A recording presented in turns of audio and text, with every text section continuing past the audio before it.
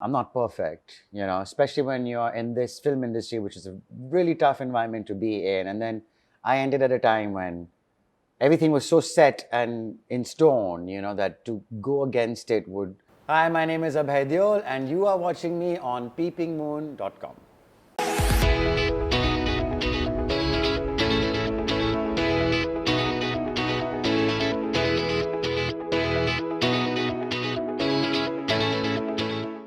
Hi guys, this is Ankita and you are tuned into PeepingMoon.com and today we have with us the very cute जिसको देखे और निकलती है Abhay Deol. Hi Abhay. Do you still resonate with this title? Because when I was coming here for the interview, my team actually, I can show you the message. Aw. I'm like, can we move over the aw? Are you still stuck in that aw phase with many people? I can't speak for people. But what do you feel in your mind like? Do you still resonate with that aw when it comes with you? Like, oh, Abhay Deol. I don't think I ever have really. If you got to know me, you wouldn't go, oh. Of course. So I suppose I resonate with the fact that there's an image one has that people get of you from the work you do or the way you look. Yeah. I think that's more the way I look because I don't think I've done work that would bring out awe. Come on, I think Sochana Tha still has to top. Sochana Tha, perhaps. Well, that's my first movie. Oh my god, and yeah, first movie, and people still are like, the This awe feels starts from there. great that they remember my very first film even till today, which is obviously feels good. But then a lot of people also remember Dev D. I don't think For that me, was it's an Dev D. awe there. Or was that also an awe? That was hot. So then there you go. And then Oi Lucky too. So I'm confused. I guess I would judge people's reactions.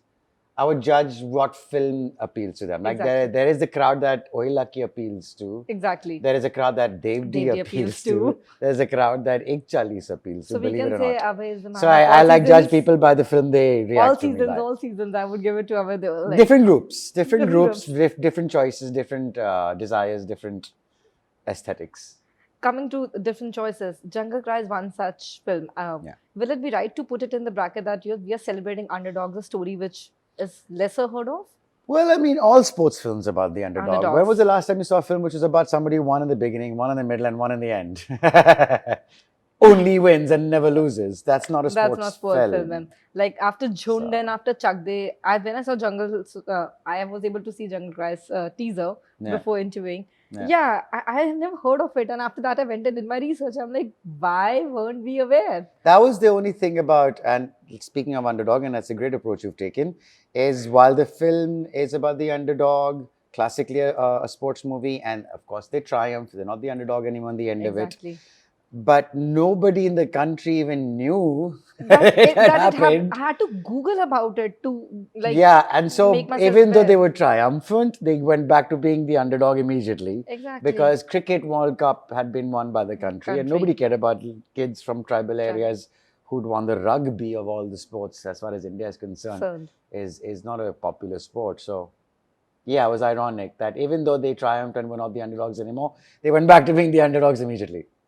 How did you stumble upon this subject? It's not a very usual subject anyhow to come your way. I was approached by the filmmakers with the script, but even I myself didn't know about it. Oh. I didn't know about it. And I read it and I was like, it's a true story. Yeah, when did it happen? What? Okay, like why don't I know about this? Yeah, I consider myself informed. I even thought that I'm pretty well versed with what happens around me. And I'm like, why am I not aware I know. I didn't even know much about Dr. Samanta and all that he's achieved. His stuff. And then Rudra, the character that I play, all the people are real life characters, Paul as well. Oh, they're all real. Oh, lovely. I thought that maybe sometimes when we go with the sports narrative, we do add some. There is fictionalizing. Emily's character is completely fictional, for example, who comes into the film as well. But even the way Sagar, the director, wanted me to approach my character was that, while it's based on Rudra, I don't want you to play Rudra. I want you to play the ideal. The idea of what Rudra stands for, So he gave me a background of he's from the city, he's estranged from his family, he's dedicated his life to these kids, his work is his passion. So it wasn't, I'm not playing Rudra, but it's based on Rudra. So that kind of imbibed. It was a sort of a mishmash of the truth and fiction. But the kids, their names, my character's names, Dr. Samanta, the institute, the event, the World Cup, all that is true. Lovely. Which is pretty much the whole thing. were you able to be like in touch with the kids when you were shooting for this project? I mean, while I was shooting with them, obviously I was. Yeah. Yeah. I think kids, they're 13 and 14 and stuff like that. Yeah. You know what I mean? And don't like it's a very high. I don't know if I should ask this question, but just out of the gut, like, don't you feel that those kids could have had got a better opportunity? Has this gone a proper, as we said, a publicity of the events? The ones who won the match? The I ones mean, who of course, won now the they're older. This Of is in course, 2007. that's a seven. That's what I'm saying. So you're spot on, yes. If they had been covered by the media and given their spotlight, their time in the sun, who knows what other opportunities would have opened up for them.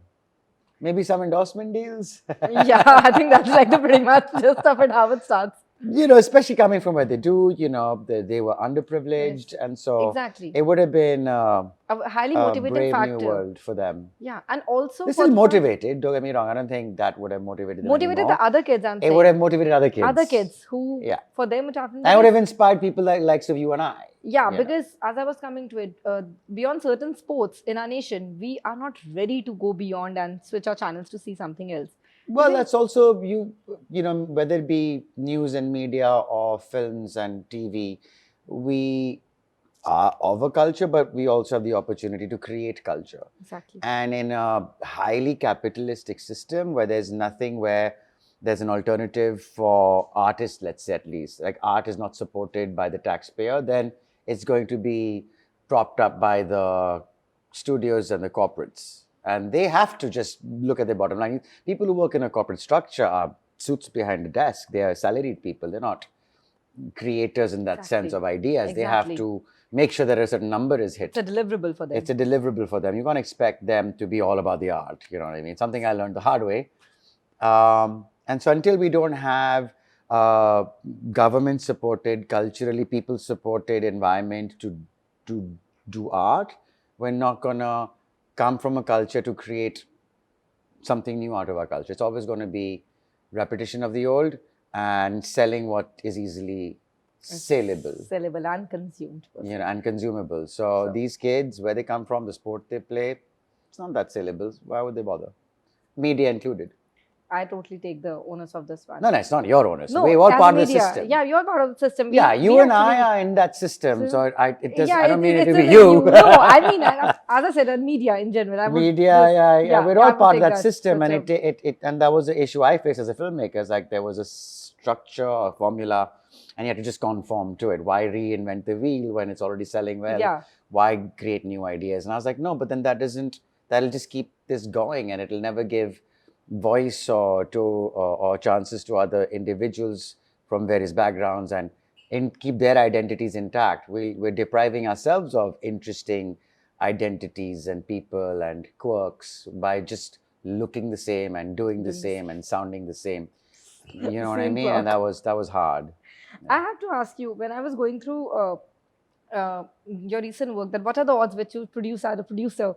I certainly love that one. But apart from that, Spin, JL50, 1962, you have been actually, I would say, picking up products and projects which are not run of the mill. Yeah. But as a producer, what really, really made me happy was your, like, what are the odds was something which I wouldn't have imagined a mainstream actor, if I can call you so, would put his money on. And put it out for the world. What's the driving force behind the stories you're picking as an actor also, as a producer also? Well, different reasons. It changes by the script, by the individual. So like with What Are the Odds and Megha the director, it's quirky. She's quirky. The script was quirky. And the kids and the actors kids, it was just off the charts. I was like, okay, this is fun in that sense. It's a small movie. It wasn't a very large budget or anything like that, but it just fit. It was right for that reason. But for example, I've also executive produced 2 American films. There was Sun, which is a horror movie that came and released, and there is one in post-production, Pep. Okay. True story about a boxer, Italian boxer, Willie Pep, being produced by Appian Way. And that in this LA environment, I found myself being an executive producer. It was just by chance. And why not? These are respectable people to work with. So it's just, there's no agenda as such other than expanding And if I can give somebody a chance, why not? Wow. If I can be associated with something with grace and dignity, why not? Coming back to India, Spain was of course an acting job, not a producerial Yeah. job, but it was a huge statement. You agreed to play a father to a teenage Yeah, girl but part. Yeah, that which no, but that's not what I mean. Was huge. What was huge is we were the first Disney movie where the Indian family was front Indian and family was center, front and center. and it Yes. was a huge statement to make. It was quite a watershed moment for the community that is Indian American and just American community in general to In see that, general. oh, this is our culture really. It's inhabited by people from all over the world. Some who are born and raised here, some who moved here. Some moved Because here. my character sounds like me, he doesn't sound Right. American, you know what Yeah. I mean? He doesn't have to because enough people, the Americans sound like all sorts. You know, if they've lived there more than half their lives, but they've come here as an adult, sometimes they don't change their accent. So there were lots of statements made through that. Then coming here, I do have one other production I'm going to be doing soon, which I'm acting in, but which is like 4 main characters, and so I am playing one of the main characters, not like a supportive role in that. Wow.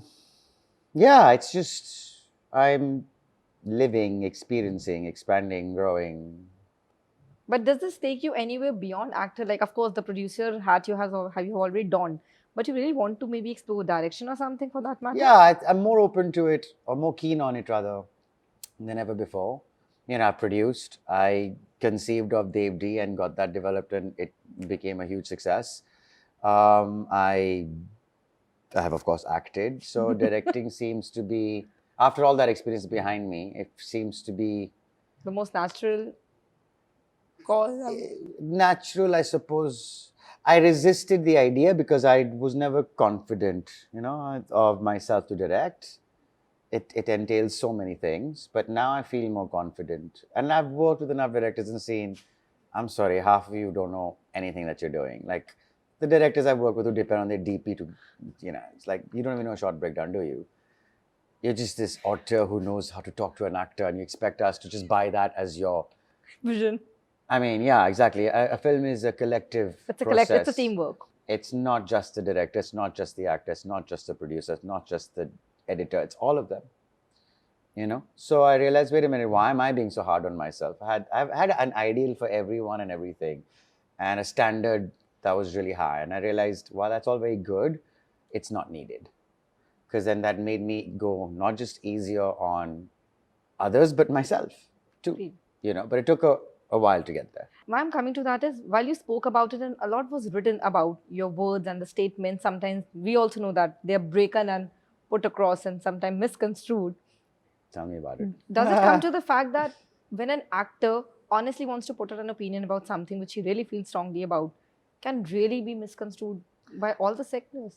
I've had, look, I've Because the been, conversation I intent, I get it. I'm not like I know, touching and base I on respect you for asking that. I've very transparent and I'm very reactionary. I wear my heart on my sleeve, and I'm not perfect, you know, especially when you're in this film industry, which is a really tough environment to be in. And then I ended at a time when everything was so set and in stone, you know, that to go against it would it. Going in make for you even tide more work. vulnerable, you know, to people and have you being misunderstood, as you say. And even people I thought were friends and directors I were closely, one particular guy who gaslit me, manipulated me, and I was reactionary, so I was easy to be manipulated, you know. And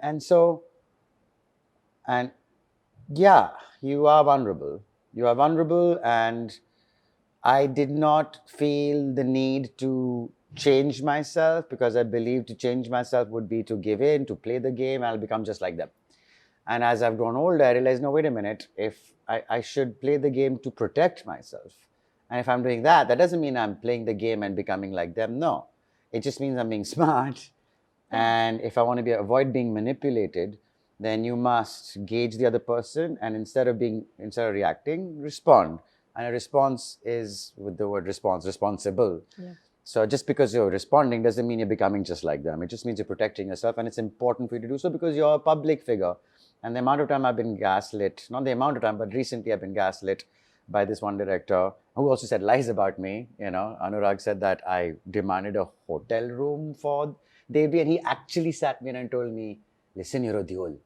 I can't have you living with us. You need a hotel room. And then he says, I demanded one. So it was like, what? Like, that was a big shock to me. Like, I remember him, but didn't say anything until now because it'll become my word against his. So you can't even defend yourself because then you're giving attention to someone and something it was 12 years ago. I don't give a shit. He also messaged me to apologize after that. Like, so there's one persona for the public and there's another persona that's behind the public. And I'm in the middle of it, you know. For me, what you see is what you get. If I'm going to say something that is a mistake, fine, I'll own it. But I'm not going to say something to you, the press, and there's something behind your back. And so that was hard. Like, that happened not too often.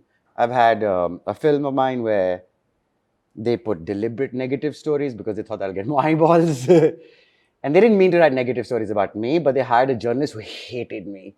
So the only negative stories about my film was about me. And I was like, I had a fight with the director. Like, the director didn't mean it, but that's what ended up happening. So there's many things that happen to you when you are vocal, when you are outspoken, when you are reactionary. You're not going to be perfect all the time, but at least you're being authentic. I've always been me, whether right or wrong. Of course. So it's not... So it's a tough job at the end of the day, as we just... Look, tough is tough. That's fine. You know, I can deal with that. But lies and backstabbing and gaslighting, when you're a public figure, that's the one thing I'd say that makes this job slightly And more harder. than that, because actors are vulnerable people at the end of the day. They are creative minds. Yeah, I mean, they're vulnerable not just because they're creative, they're vulnerable because they're public figures. And we have the public figures who people look up to, so yeah, might as well. So, you know, and we were having this conversation before the interview started, the responsibility of being right about what you report. Exactly, what you report. Because it has a much bigger impact when you're a public figure than if you're not somebody known by the public. Agreed. Abhay, something very on a funny note I have to ask, because this came from the team and they really wanted to ask you. So allow me, if you don't want to answer, it's all good. They're like that ZNMD completed a decade. Yes, I loved anyhow that interview you guys did. I wish it was on to Zoom and we were in the real time. But then we got this massive news. We have Zaraa with all those leading 3 women taking on road trip. It's been categorically asked, is Abhay going to play his part again? After 10 years? I've read news. Apparently, me and Farhan and Hrithik are going to do a cameo. I'm more than happy to do a cameo. I'll be more than happy. I'm more than happy, but I've not been asked. So I think this is just I the don't think press. nobody has been asked. No one, huh? Yeah. Has Hrithik been asked? No, as well? I asked No, Farhan. Yeah. Not Hrithik, I have no. Yeah, but you asked Farhan. Like, अभी तो हमें भी नहीं पता क्या हो रहा है. Look, I first of all love the idea of the 3 of them together. I love the fact that Farhan is directing it. Exactly. And I love the 3 faces who are going to be on this mad ride. And if me, Farhan, and Hrithik could do a cameo, that'd be so much fun. That'd be so much fun. Let's manifest, guys. Let's manifest. Yeah. But thank you so much, Abhay. Thank you for the honesty. I know we are running short on time, so I will close it on this. And thank you for the honest cinema also, because there are very few times you get to see an actor who's as passionate about the project and talks about it with full conviction. And of course, the off-record conversations, which we are not taking heavily. But thank you so much for your time. Thank you for having me.